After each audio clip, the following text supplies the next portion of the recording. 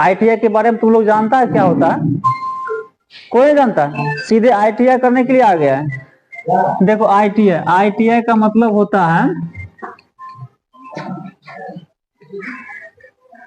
Industrial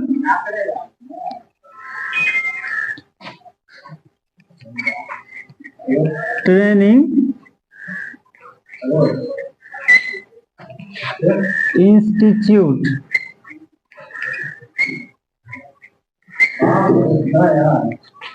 ITI मतलब हुआ industrial training institute, ये तो स्पष्ट है, इसमें कोई दिक्कत नहीं है। आईटीआई मतलब इंडस्ट्रियल ट्रेनिंग इंस्टीट्यूट, इसका हिंदी क्या होता है?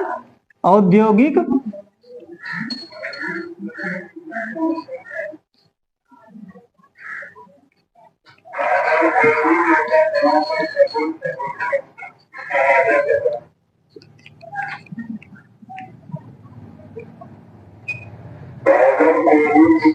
औद्योगिक प्रशिक्षण संस्थान।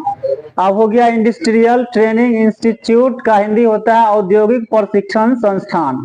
अब है क्या औद्योगिक प्रशिक्षण संस्थान? हम किसको कहते हैं कि औद्योगिक मतलब उद्योग, उद्योग से बना है, उद्योग हो गया, इसका अंग्रेजी हुआ इंडस्ट्री। अब इंडस्ट्री से इंडस्ट्रियल हो गया, औद्योगिक हो गया। तब औद्योगिक मतलब होता है कि कोई भी उद्योग जहां सुई से लेकर के हवाई जहाज तक बनता हो, चाहे वो बिजली डिपार्टमेंट का हो या मैकेनिकल डिपार्टमेंट हो, इलेक्ट्रिकल हो, इलेक्ट्रॉनिक्स हो, कई प्रकार का डिपार्टमेंट अलग अलग है और आईटीआई में सभी डिपार्टमेंट का ट्रेनिंग दिया जाता है। तो ये हो गया औद्योगिक प्रशिक्षण संस्थान, जहां हम सुई से लेकर के और हवाई जहाज तक, मालवाहक रेल इंजन जितना भी है वो सब कहाँ बनता है? उद्योग में बनता है। सीधा समझो ना कि हमारे उपयोग की जितने भी सामान है, अरे उसको लगा दो, हमारे उपयोग के जितने भी सामान है वो जहां भी बनता है वह उद्योग कहलाता है। ये तो स्पष्ट है। अब आईटीआई के बारे में तो क्लियर हो गया है। अब देखो आईटीआई में एडमिशन ले लिए, इसके बाद हमको परीक्षा देना है। आईटीआई का सिलेबस क्या क्या होता है उसके बारे में जान जाओ। आईटीआई होता क्या है कि जो थ्योरी है वो है, सबसे पहला है ट्रेड थ्योरी, ठीक, क्या है? Trade theory. दूसरा है एम्प्लॉयबिलिटी,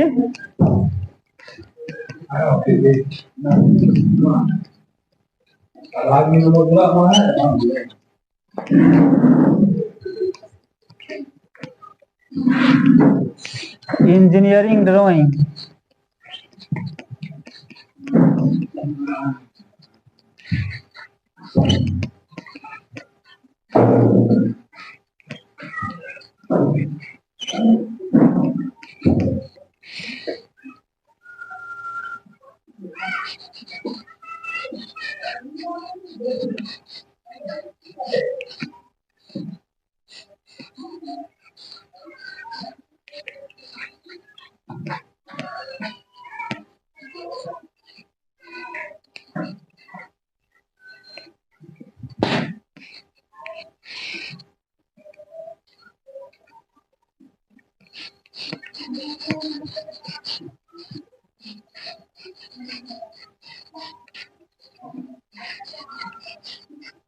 अब देखो टोटल क्या हो गया? 5 गो। ट्रेड थ्योरी हो गया, एम्प्लॉयबिलिटी स्किल्स हो गया, इंजीनियरिंग ड्राइंग हो गया, वर्कशॉप कैलकुलेशन एंड साइंस हो गया, उसके बाद हो गया ट्रेड प्रैक्टिकल। सबसे पहले बात क्या है कि ट्रेड थ्योरी में जो पढ़ाई होगा, सीधा समझो कि कोई भी काम करते हैं तो एक थ्योरी होता है, थ्योरी के आधार पर हम प्रैक्टिकल करते हैं। जिसको प्रैक्टिकल आ गया है उसको थ्योरी की जरूरत नहीं है। आप सीधा समझो कि हम घरे में कोई काम करते हैं, जैसे सब्जी ही बनाते हैं, सब्जी बना, अगर तुमको सब्जी बनाना आ गया तो उसमें क्या, कितना नमक पड़ता है, कितना तेल पड़ता है और मात्रा कितना होगा, वो अगर जान गया तो तुम अपने से लिख भी सकता है। लेकिन थ्योरी में हम बता देंगे कितना नमक पड़ता है, इतना तेल पड़ता है, सब्जी की मात्रा इतनी होती है, तो क्या होगा वो तुम भूल जाएगा। लेकिन अपने से कर लेगा तो फिर बताने की जरूरत नहीं पड़ती है। तो ट्रेड थ्योरी में क्या होता है कि जो भी वर्क तुम करेगा, जो भी काम करेगा टेक्नीशियन के रूप में, उसके बारे में तुमको बताया जाएगा। तो ट्रेड थ्योरी में सीधा सीधा है कि जो तुम काम करेगा उसके बारे में क्या रॉ मटेरियल्स है, कि मतलब कितना लगेगा नहीं लगेगा, इसके बारे में बताया जाएगा। इसमें टोटल कितना क्वेश्चन होता है?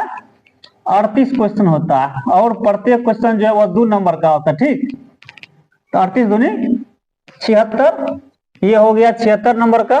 उसके बाद एम्प्लॉयबिलिटी स्किल्स है, ये तुम्हारा इसमें 25 क्वेश्चन रहेगा, और प्रत्येक क्वेश्चन 2 नंबर का रहेगा, ये हो जाएगा 50 नंबर का।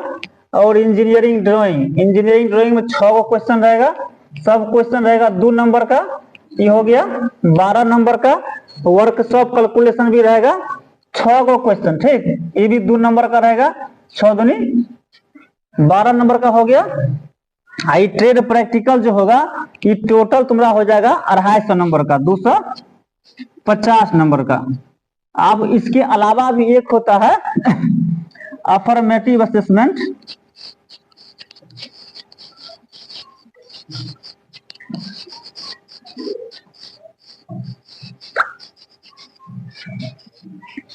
ये जो है ना, तुम कॉलेज में पढ़ेगा, जो मंथली टेस्ट होता है, क्वार्टरली टेस्ट होता है, तुम्हारा रैंक कैसा आता है उसके अनुसार कॉलेज में बनता है। तो तुमको ये 200 नंबर का होगा, 200 नंबर का ये होता है। ठीक, उसके आधार पर तुमको 200 नंबर यहाँ दिया जाएगा। तो प्रैक्टिकल में तुमको 250 नंबर और अफर्मेटिव असेसमेंट में 200 नंबर, टोटल 450 नंबर हो गया। ये 76 नंबर। आप देखो ये और ये इसके साथ में ये जो ये तीनों मिलकर के एक पेपर हो जाएगा। ठीक है, 76 अब 12 कितने हो गया? 12 दूनी 24 और 76 100। तो ये आ जाएगा ट्रेड थ्योरी में, ये विषय और ये विषय, ये तीनों विषय एक साथ आ जाएगा। ये आ जाएगा ट्रेड थ्योरी में। तो ट्रेड थ्योरी का तुम्हारा टोटल क्वेश्चन हो जाएगा 100 नंबर का। 100 नंबर में तुमको 33 नंबर लाना है पास आउट होने के लिए। और ये होगा तुमको सीबीटी। क्या होगा? ये CBT computer based test exam होगा ट्रेड थ्योरी का। कि टोटल ट्रेड थ्योरी 76 और इंजीनियरिंग ड्राइंग 12 और ये है वर्कशॉप कैलकुलेशन साइंस 12, 100 नंबर का। और इसका भी सीबीटी होगा, क्या? एम्प्लॉयबिलिटी स्किल्स का। इसमें तुमको 17 नंबर आना चाहिए पास आउट होने के लिए। तो 17 नंबर उसमें हो गया। तो इसमें आ गया 33 नंबर। अब कंडीशन क्या है कि ये अगर ट्रेड थ्योरी है, इसमें जो प्रैक्टिकल तुम बनाएगा उसमें 250 नंबर।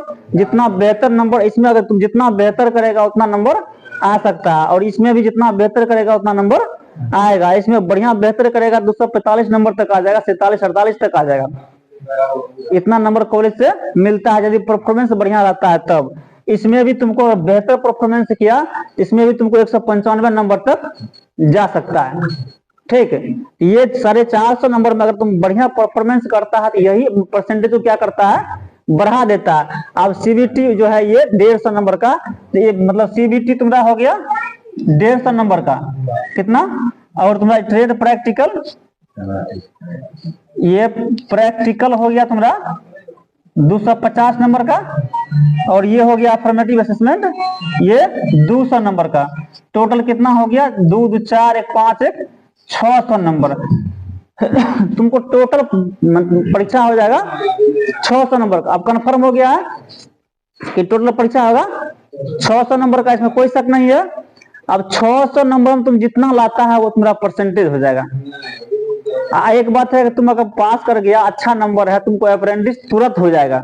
अगर तुमको 85% 90% आ गया तो तुम जिस बोर्ड को, जिस जोन को भरोगे वहां तुम्हारा अप्रेंटिस हो जाएगा, बहुत जल्दी हो जाएगा। और अप्रेंटिस होने के बाद तुमको ग्रुप डी में छूट देता है, 20% सीट रिजर्व रहता है ग्रुप डी में। प्लस तुमको दौड़ से छुटकारा मिल जाएगी। जो ITI किया है, अप्रेंटिस कर लिया है, अप्रेंटिस में 8,000 रुपया लगभग अप्रोक्स 8,000 का महीना भी देता है। और उसके बाद क्या होता है कि तुमको ग्रुप डी में 20% सीट तुम लोगों के लिए रिजर्व रहता है। किसके लिए? ITI वालों के लिए रिजर्व रहता है।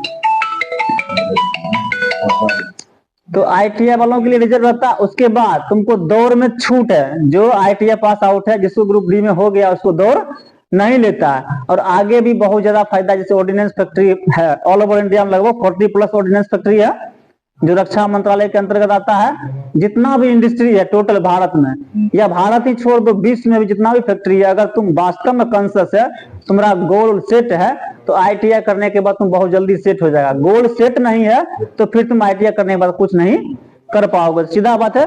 CBT 150 हो गया, प्रैक्टिकल 250 हो गया, अफर्मेटिव असेसमेंट 200 हो गया, टोटल कितना हो गया 600 नंबर का। 600 नंबर में कितना नंबर तुम ले आते हो ये तुम्हारे ऊपर डिपेंड करता है। अब देखो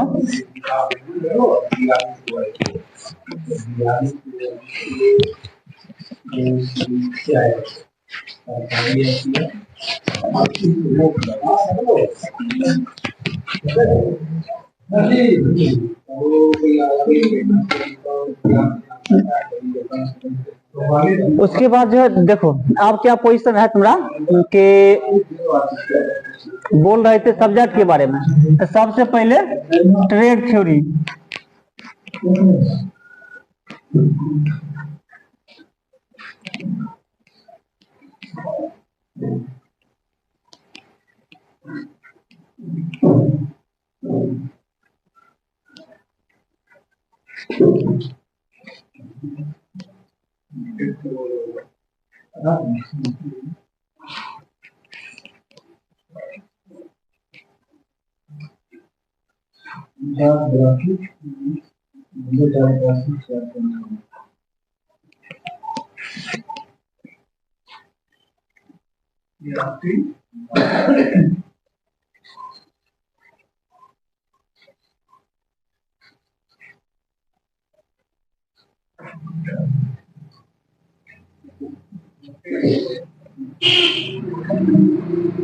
अब इसमें क्या है कि ट्रेड थ्योरी तुम्हारा तो आ गया ये तीनों, ये क्या आ गया ये तीनों, ये टोटल मिलाकर कितने हो गया 76, 12, 12 ये हो गया 100 और ये तुम्हारा हो गया 50। ठीक है, अब कंडीशन क्या है कि तुम लोग पढ़ रहे हो बाय दी वे, यदि तुम्हारा कुछ गड़बड़ हो गया तो DGT का एक नॉर्म्स है कि अगर तुम को 600 टोटल 600 का एग्जाम है, कितना का है 600 का टोटल एग्जाम है, यदि तुम 6 नंबर के लिए फेल कर रहे हो 33, उधर 33 आना चाहिए और इधर 17 आना चाहिए। ठीक, इसमें 100 में तुमको 33 आना चाहिए और इसमें तुमको 17 आना चाहिए। यदि तुम किसी कारणवश 33 नहीं पकड़ रहे हो, ठीक, अगर तुम 5 नंबर से यहाँ फेल कर रहे हो, जैसे तुमको आ गया कितना 28 नंबर, 28 5 33, तुमको 5 नंबर ग्रेस DGT अपने तरफ से दे देगी, 5 नंबर तुम 28 5 33 नंबर तुम पास कर जाओगे। ठीक, अगर 1 नंबर से 2 नंबर से यहाँ फेल कर रहे हो, 1 नंबर से यहाँ फेल कर रहे हो मान लो, या 2 नंबर से, कारण क्वेश्चन होता है 2 नंबर का, जब भी फेल करेगा तो सम संख्या में फेल करेगा, लेकिन यहाँ है विषम संख्या। तो अगर तुम यहाँ से फेल कर रहे हो 4-5 नंबर से, तो दोनों मिला करके तुमको 6 नंबर ग्रेस दिया जाएगा। ठीक, अब मान लो कि तुमको 33 नहीं पूरा है, यहाँ तुमको 28 होगा, यहाँ 5 नंबर की जरूरत है और तुमको यहाँ कितना है 17 होना चाहिए, तुमको 16 आया है। ठीक, तो 16 आया, तो यहाँ भी फेल कर रहे हो और यहाँ भी फेल कर रहे हो, तो इस कंडीशन तुमको यहाँ भी 1 नंबर मिल जाएगा। तो 5 1 6 नंबर दोनों में पास कर जाएगा। ठीक, अगर एगो में पास है, एगो में 45 नंबर आ गया या कुछ भी नंबर आ गया पास है, एगो में तुम मतलब 6 नंबर से फेल है, जैसे कि तुमको 17 है, यहाँ 11 ही आया है, 11 आया है जिसमें 6 नंबर दे करके 17 नंबर से तुम पास कर दिए जाओगे। तो ऐसा नहीं होना चाहिए कि हम पास नहीं करें, तुम इतना मेहनत करो कि ये ग्रेस नंबर जो DGT देती है सब कुछ कंफर्म है। कोई शक है? अगर कुछ शक है तो पूछो।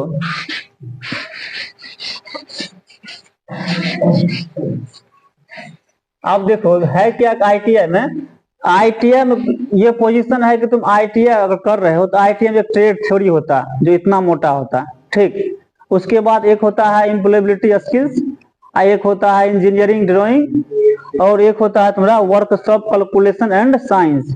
जब भी हम किसी इंडस्ट्री में काम करने के लिए जाएंगे ना, हमको कोई काम करना पड़ेगा। कौन सा काम करना पड़ेगा? मान लो सिंपल सी बात है कि एक कोई प्लेट है, ये जिसको माइल्ड स्टील प्लेट कहते हैं, MSF। ठीक, MSF है, इसमें कंडीशन क्या है कि मान लो कि ये तुम्हारा 40 mm है और ये 30 mm है। ठीक, ये तुम्हारा क्या हो गया लंबाई और ये तुम्हारा हो गया चौड़ाई। ठीक, ये एक प्लेट है, इस पर कोई न कोई ऑपरेशन करने के लिए बोलेगा, ऑपरेशन मतलब काम। तो ऑपरेशन करने के लिए बोलेगा कि ये तुम्हारा हो गया प्लेट, और इसको कहेगा इसको गोल करके काट दो, ठीक, या कहेगा इसको यहाँ से स्क्वायर काट करके अलग करो। तो इसके लिए तुमको माप करना होगा। तो सबसे पहले ट्रेड थ्योरी यही है, ट्रेड थ्योरी को पढ़ाया जाएगा कि एमएसएफ क्या होता है।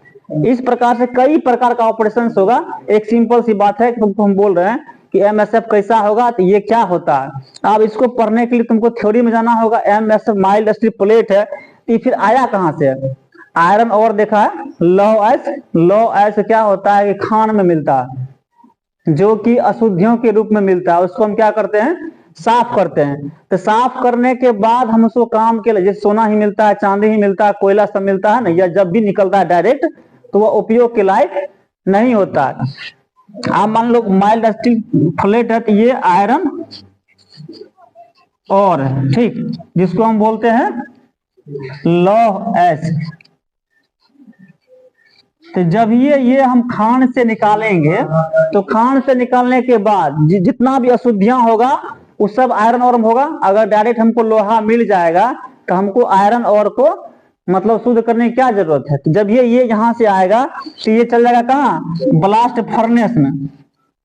ब्लास्ट फर्नेस में जहाँ क्या होता है कि उच्च ताप पर इसको गलाया जाता है। उतना तो हम नहीं पढ़ा पाएंगे, आज इंट्रोडक्शन दे रहे हैं, उतना पढ़ाएंगे तो इसी में हमको भर दिन लग जाएगा, हमको टोटल बताना है।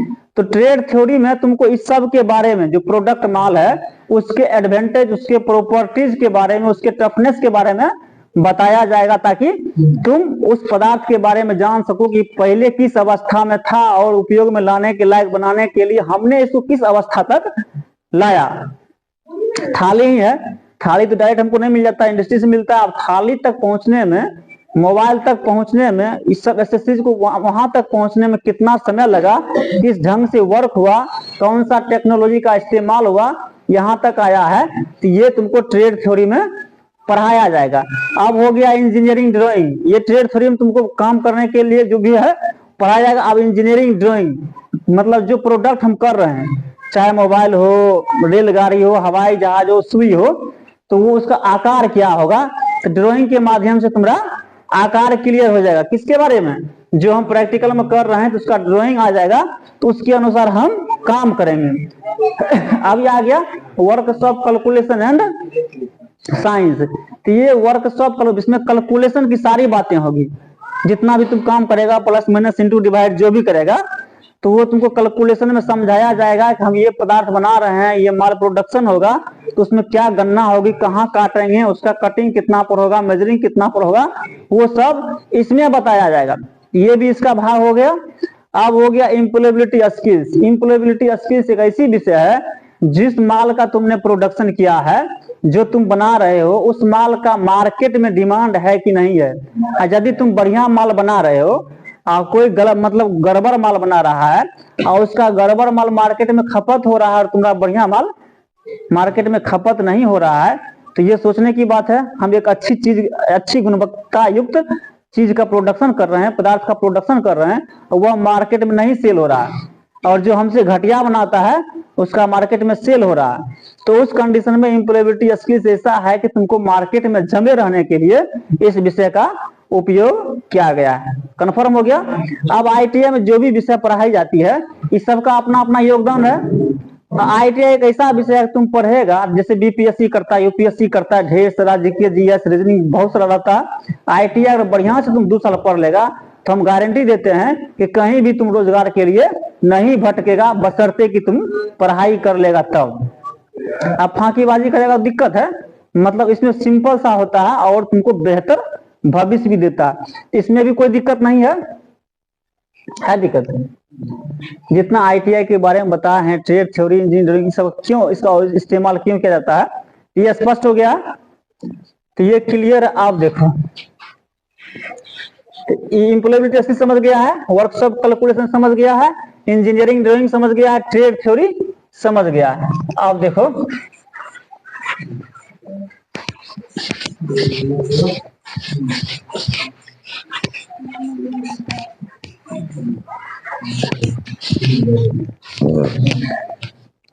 अब चौक कहाँ रहा। अब देखो ट्रेड थ्योरी जो था कहाँ जा रहा है, बुलाए तो बैठो ना। अब है क्या है कि इंजीनियरिंग ड्राइंग, यहाँ देखो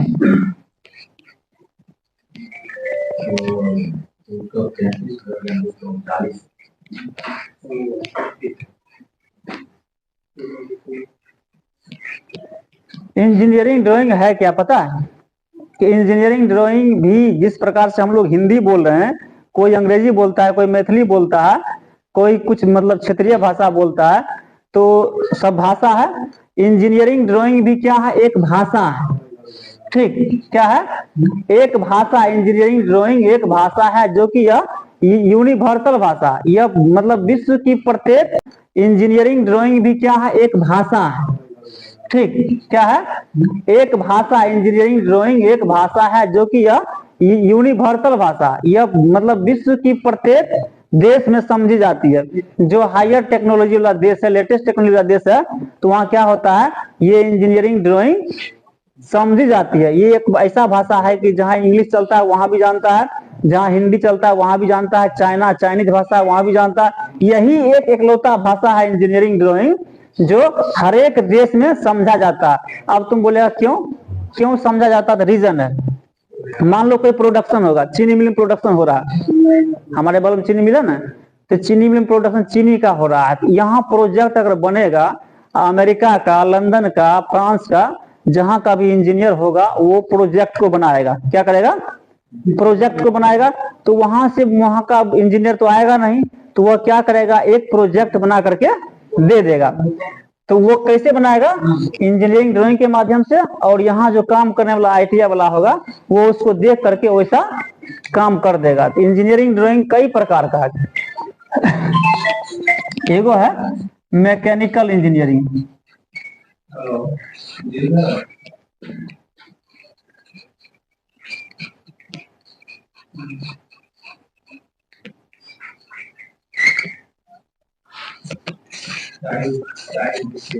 दूसरा इलेक्ट्रिकल इंजीनियरिंग,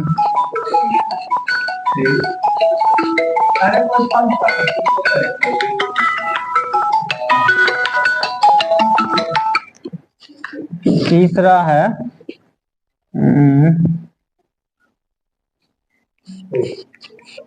इलेक्ट्रॉनिक्स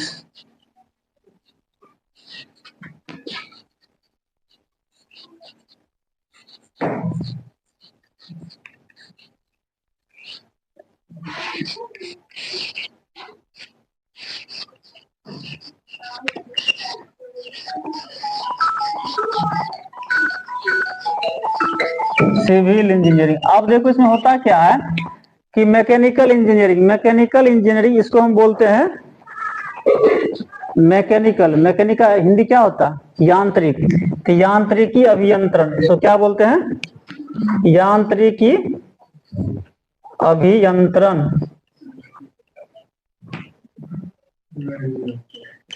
अब देखो मैकेनिकल इंजीनियरिंग तुमको यह बताया जाता है कि जितना भी मशीन से, जितना भी, चाहे वह छोटी सी सिलाई मशीन हो या बड़ा सा तुम्हारा कौन सा जेसीबी हो, ट्रेन हो, या जो भी हो, तो मैकेनिकल इंजीनियरिंग में तुमको उसके पार्ट्स के बारे में उसका ड्राइंग बनाया जाएगा। जैसे कि मान लो कोई ऐसे, ये 3D ये है और ये है 30 डिग्री में, ये ऐसे हो गया, ऐसे हो गया, ये ऐसे हो गया, ये यहाँ से यहाँ। आप देखो ये क्या हो गया, ये 3D में हो गया, 1 3D में। तो अब क्या है, ये एक छक्का इसको समझो, या हम लोग के यहाँ ईंट होता है वो समझो। एक मकान का जो ड्राइंग बनेगा, ठीक है, या कोई मशीन है जैसे पंप सेट हो गया, ट्रैक्टर हो गया, तो उसका सीधा फिगर बना देगा। और फिगर बनाने के बाद अंदर में क्या कौन सा पार्ट है, क्या है नहीं है, क्या काम करता है, ये सब स्ट्रक्चर तुमको मैकेनिकल इंजीनियरिंग ड्राइंग में सिखाया जाएगा कि वो कैसे बनता है नहीं है। जैसे ये बेंच है, ये बेंच जो है मैकेनिकल में आ गया, हूबहू क्या करेगा, इसको बना देगा। अब क्या है, सीधे मैकेनिकल इंजीनियरिंग मतलब हुआ कि मशीन के पार्ट पुर्जा को या मशीन को सही रूप में बना देना, ये मैकेनिकल इंजीनियरिंग के तहत आता है। अब हो गया इलेक्ट्रिकल इंजीनियरिंग क्या होता है कि जो इलेक्ट्रिक प्रोडक्शन होता है जहां से, चाहे वह थर्मल पावर स्टेशन हो, चाहे क्या है, पनबिजली बनता है ना, पानी का बिजली, वो हो गया, या जो एटॉमिक पावर स्टेशन है वो है, तो वहां से बिजली बनता है।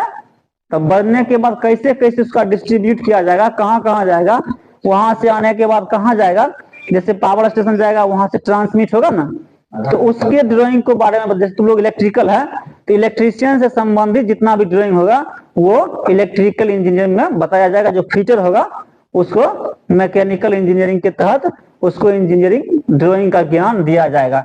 ये हो गया बिजली कहाँ से स्टार्ट होती है और कहाँ तक जाएगी, कितना जाएगी और कैसे जाएगी, ठीक। उसके परिपथ को बताने के लिए तुमको इलेक्ट्रिकल इंजीनियरिंग बताया जाएगा, समझाया जाएगा। अब जो पढ़वे नहीं करता है उसके लिए कोई बात नहीं है, अभी तो सिर्फ हम इंट्रोडक्शन दे रहे हैं, पढ़ाने की बात तो दूर है कि तुम क्या क्या पढ़ना है। तब इलेक्ट्रिकल इंजीनियरिंग हो गया इलेक्ट्रिक परिपथ के बारे में कि कैसे जाएगा, कहाँ जाएगा। रोशन रे, हेलो, आ जाओ ना यहाँ रे अंकित, इधर बात करो इससे, को कहाँ आना है इसे।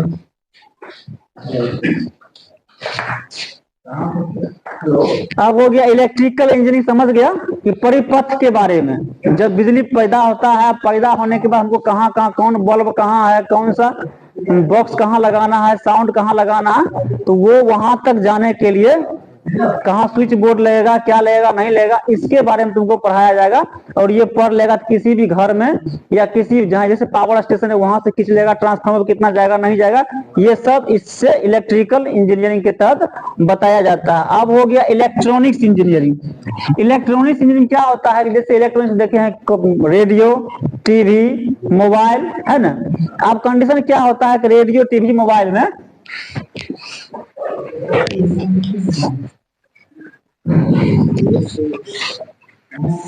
रेडियो टीवी है, इलेक्ट्रॉनिक्स में हो गया रेडियो, टीवी, मोबाइल, बहुत सारा चीज आता है। इसमें क्या होता है कि इलेक्ट्रॉनिक्स इंजीनियरिंग में तुमको एक मान लो कि मोबाइल है, उसका ये क्या है, ट्रैक है, ये पीसीबी है, क्या बोलते हैं पीसीबी, जैसे इतना बड़ा पीसीबी होता है ना जिसको बोलते हैं पोर्टेबल, अपना हम नहीं खा पाएंगे। इसमें वाइब्रेटर भी होता है, तो वाइब्रेटर है तो सबको अलग अलग ढंग से पावर मिलता है। तो इलेक्ट्रॉनिक्स इंजीनियरिंग क्या होता है कि यहाँ से हम यहाँ से खींचेंगे, यहाँ आ गया स्पीकर आ गया, यहाँ एंटीना आ गया, यहाँ माइक आ गया, यहाँ आईसी आ गया, यहाँ वाइब्रेटर आ गया। इस कंडीशन में किसको कितना वोल्ट की जरूरत है उतना वोल्ट ही यहाँ तक जाए, ठीक। जैसे कि 3.7 के आसपास वोल्ट के आसपास यहाँ सप्लाई होता है, किसी को 1 वोल्ट की जरूरत है, किसी को आधे वोल्ट की जरूरत है, किसी को उससे भी ज्यादा की जरूरत है, तो रेसिस्टेंस लगा दिया जाता है बीच में, ठीक।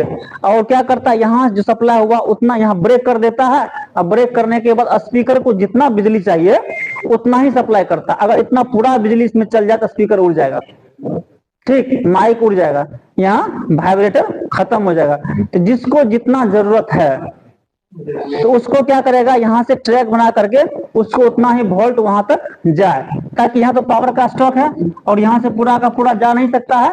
अगर पूरा जाएगा, क्यों नहीं जाएगा, तो उड़ जाएगा। इसको कमने की जरूरत है, तो इसको कम चाहिए, तो उसको इस परिपथ में इसको ब्रेक करके उतना ही वहां मिलना चाहिए। तो इलेक्ट्रॉनिक्स इंजीनियरिंग समझ गया, इलेक्ट्रॉनिक्स इंजीनियरिंग में हमको रेडियो, टीवी, मोबाइल के अंदरूनी भाग में मतलब कौन सा पार्ट कहाँ लगना है और कितना बिजली कहाँ सप्लाई होना है, इसके बारे में बताया जाता है, ताकि हम उसको वहां सेट कर देंगे। अब इतना ही नहीं होता, इसमें बहुत सारा पार्ट होता है जो अलग अलग ढंग से काम करता है। जब इसमें इस फील्ड में उतरेगा ना तब इसके बारे में पता चलेगा। और इसी प्रकार से कंप्यूटर में भी होता है, वो भी इलेक्ट्रॉनिक्स से है, तो उसके ट्रैक के बारे में भी तुमको इस ड्राइंग के अंतर्गत पढ़ाया जाएगा। ये यहाँ तक क्लियर है। अब तुम्हारा हो गया, बचा है सिविल इंजीनियरिंग। क्या बचा है, सिविल इंजीनियरिंग। अब सिविल इंजीनियरिंग में तुमको पढ़ाया जाएगा कि यहाँ धरती हो गया, ये क्या है, भूमि है, धरती। अब इसके अनुसार ये कहाँ कितना जमीन है, नहीं है, नदी, पहाड़ जो भी है, रेलवे है, एयरपोर्ट है, हॉस्पिटल है, तो सिविल इंजीनियरिंग में तुमको भूमि से संबंधित जानकारी, जैसे नक्शा हो गया, अमीर बनाता है नक्शा। अब मान लो यहाँ से यहाँ तक एक प्लॉट है, ये मान लो एक मौजा है। क्या है? एक मौजा, समझता है? जो किस मौजा में कौन रहता है नहीं रहता, तुम लोग का खेत है, हम लोग का खेत है, वो मौजा होता है। तो मान लो ये एक मौजा है, ठीक, ये एक मौजा है। तब यहाँ ऐसे जमीन होगा, कोई जमीन ऐसे होगा, ठीक, कोई जमीन यहाँ से लेके ऐसे होगा, कोई जमीन ऐसे होगा, इस प्रकार से यहाँ जमीन गया, इधर अंदर घुस गया, ऐसे हो गया। इसी प्रकार से ये ऐसे है, ये ऐसे है, अब ये ऐसे है, ये ऐसे है, ठीक। अब इसका मेजरमेंट निकालना है, या एक प्लॉट मान लो, इसको प्लॉटिंग कर दो, 1 2 3 4 5 6 7 8 9। अब इस मौजा में टोटल 9 गो प्लॉट है। कितना प्लॉट है? अब कोई छोटा है कोई बड़ा है। 3 नंबर प्लॉट बहुत छोटा है, तो 3 नंबर प्लॉट छोटा है। सबसे बड़ा कौन सा प्लॉट दिख रहा है? 7 नंबर है ना, 7 नंबर। अब इसका रकबा निकालना है, और इसी में सिविल इंजीनियरिंग के तहत कहीं रोड बनेगा, कहीं कुछ बनेगा, ये सारा जो ट्रैक बनेगा वह सिविल इंजीनियरिंग के तहत तुमको बताया जाएगा। अमीन जो बनता है वो भी सिविल इंजीनियरिंग, ठीक। क्या होता है? एक हो जाओ ना, एक आदमी हो जाओ, एक आदमी। तो क्या है? Civil engineer. अब मान लो कि इसका रकबा निकालना है। किसका? इसका 3 नंबर का रकबा निकालना है। रकबा कितना है? तो हम क्या करेंगे, इसको सिंपल सा मैथमेटिक्स ज्योमेट्री में चले ना, ज्योमेट्री में तो क्या करेंगे, मान लो कि ये है 10 और ये है 20, ये भी 10 है और ये 20 है। तो मान लो इसका यहाँ से यहाँ तक 20 फीट हो गया। ये क्या हो गया? 20 फीट, ये 10 फीट, ये 10 फीट। इसका रकबा कैसे निकालेंगे? मान लो 10 है, यहाँ करेंगे 10 + 10 बटा 2, तो क्या हो जाएगा? 20 बटा 2, तो ये हो गया 10। एक सिंपल जो अमीनर यहाँ करता है उसके बारे में बता रहे हैं। आगे पढ़ेगा तो भाषण पढ़ेगा। अब यह 20 + 20 बटा 2, 40 बटा 2, ये हो गया 20। अब क्या करेंगे? 20 गुना 10, ये हो गया 200 स्क्वायर फीट। क्या हो गया? 200 स्क्वायर फीट हो गया जी। हेलो, हाँ, ललित कुमारी और रोशन बोला आज, ठीक ठीक है, सही। ये हो गया 200 स्क्वायर फीट। अब 200 स्क्वायर फीट में रकबा हो गया। अगर हम इसको धूर में बदलेंगे, जैसे हम लोग यहाँ बनता है धूर, इसको धूर में बदलेंगे 200 भागा 95 जो आएगा वो हो जाएगा तुम्हारा धूर। अगर उसको कट्ठा में बदलेंगे तो 20 से भाग दे देंगे हम लोग के यहाँ से। बाकी और जगह जाएगा सिविल में, और जगह का रिप्रेजेंटेटिव फ्रैक्शन जो होता है प्रति गुणिया के तहत, जैसे यहाँ से यहाँ तक तुम्हारा गुणिया पर नापा जाएगा, गुणिया पर आ जाएगा, ये गुणिया पर आएगा, ये गुणिया पर। मान लो ये 10 आ गया, 10 तक आ गया। एक गुणिया में लगभग 10 कड़ी होता है। अब 10 गुणिया यहाँ 100 कड़ी हो जाएगा, उसका मेजरमेंट अलग है। अब सिर्फ सबका पढ़ाई अलग अलग है, ठीक है। तो तुमको पढ़ना होगा सिविल में, सिविल है तो बहुत अलग अलग भास्ट है। मैकेनिकल पढ़ेगा तुमको 2 साल, इलेक्ट्रिकल पढ़ेगा 2 साल, और मैकेनिकल पढ़ेगा, हाँ, सिविल पढ़ेगा 2 साल का है। पॉलिटेक्निक में जाएगा 3 साल हो गया, बीटेक में जाएगा 4 साल हो गया। इसी प्रकार से हमको कहेगा एक दिन में संभव नहीं है, हम सिर्फ तुम लोग को इंट्रोडक्शन दे रहे हैं। तो सिविल इंजीनियरिंग के तहत आ गया तुम्हारा प्लॉट आ गया, हॉस्पिटल बनेगा तो कैसे बनेगा, नहीं बनेगा, सिविल इंजीनियर उसका प्रोजेक्ट बनाएगा, इसमें कितना मतलब छड़ लगेगा, गिट्टी लगेगा, सीमेंट लगेगा, उसका प्रोजेक्ट बनाएगा। तो ये सब सिविल इंजीनियरिंग के तहत आता है। तो हो गया स्पष्ट है तुम्हारा। मैकेनिकल इंजीनियरिंग समझ गया है, इलेक्ट्रिकल समझ गया है, इलेक्ट्रॉनिक समझ गया है, ये लास्ट सिविल इंजीनियरिंग समझ गया, ठीक। अब इसमें कोई दिक्कत नहीं, हम सिर्फ आज तुम लोगों का इंट्रोडक्शन का क्लास लिए हैं, हम सब्जेक्ट पर नहीं गए। और आईटीएम जितना भी होता है उसके बारे में बता दिए हैं। अब तुम लोग को सब्जेक्ट वाइज, चैप्टर वाइज पढ़ना होगा।